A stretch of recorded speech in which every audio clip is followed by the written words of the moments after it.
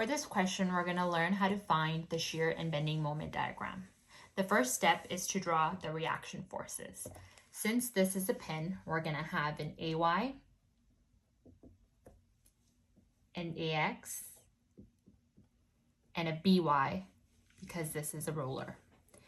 Since there are no forces in the X direction, AX is going to be equal to 0. Now we're going to sum the forces in the Y direction. Fy equals to 0. AY is going to be positive since it's in the positive direction. Negative 1.8, negative 3.6, and plus BY. This is going to be equal to 0. We have two unknown forces, therefore we need another equation. So let's sum the moment about point A. The first term is going to be 1.8 multiplied by the distance, which is 0.8. This is going in the clockwise direction about point A, therefore the value is going to be negative. And 3.6 is going to be the next term, and the distance from this point to point A is 1.6.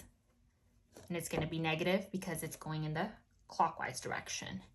And our last term is going to be BY, and the distance from BY to point A is 2.4.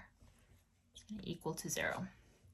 Now we're going to solve for BY, which equals to 3 kilonewton. We're going to use this value in this equation. AY minus 1.8 minus 3.6 plus 3 equals 0. And AY equals 2.4 kilonewton. Since we have both our reaction forces, now we can go ahead and draw our shear force diagram. So AY is 2.4 kilonewtons, positive. So we're going to put 2.4, and we're going to go up. There are no external forces, so that it's going to be constant up until we get to this point.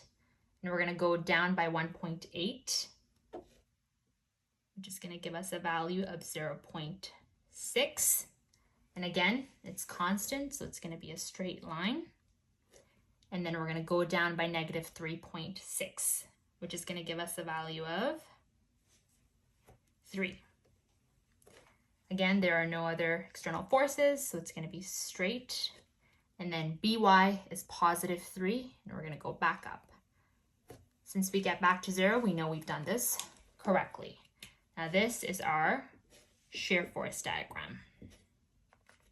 Now, in order to find the bending moment diagram, we need to find the areas. So this is going to be A1, A2, and A3.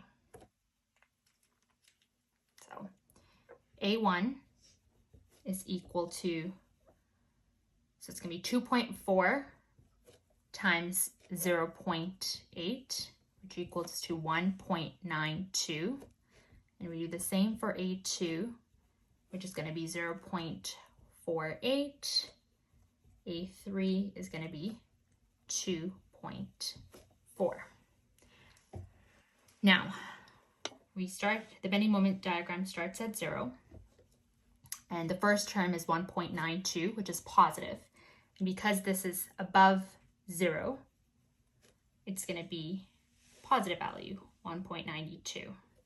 Now, in order to determine the direction, we're going to look at our line chart. Since this is a straight horizontal line, the next shape is going to be a slope line. Therefore, we're going to go up. And then our next term is 0.48. And since this is above 0, it's going to be another positive value. So 1.94 plus 0.48 is 2.4. Again, we have a horizontal line. It's positive. We're going to go up. And our last term is A3, which is 2.4.